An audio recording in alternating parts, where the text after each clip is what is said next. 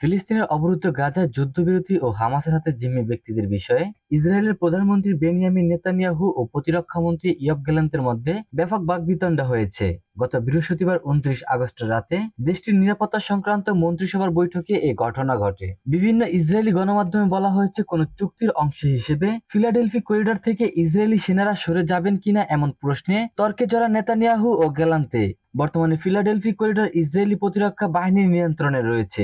গাজার যুদ্ধবিরতি চলাকালে এই করিডরে ইসরায়েলি সেনা মোতায়েন রাখা নিয়ে হামাস ও ইসরায়েলের মধ্যে বিবাদ রয়েছে। হামাসের দাবি, যুদ্ধবিরতি চলাকালে সীমান্ত এলাকা থেকে সেনাদের সরিয়ে নিতে হবে। বিভিন্ন সূত্রে জানা গেছে, বৃহস্পতিবারের বৈঠকে নেতানিয়াহু একটি ম্যাপ দেখিয়ে বলেন, মন্ত্রিসভার অনুমোদন সাপেক্ষে তিনি ফিলাডেলফি করিডরের ইসরায়েলি সেনা মোতায়েন রাখতে চান। তখন গ্যালান্তে বলেন, এতে হামাস একমত হবে না, ফলে তারা কোনো যুদ্ধবিরতি চুক্তিতে যাবে না। এর জেরে জিম্মিদেরও ইসরায়েলে ফিরিয়ে আনা সম্ভব হবে না বলে জানান তিনি।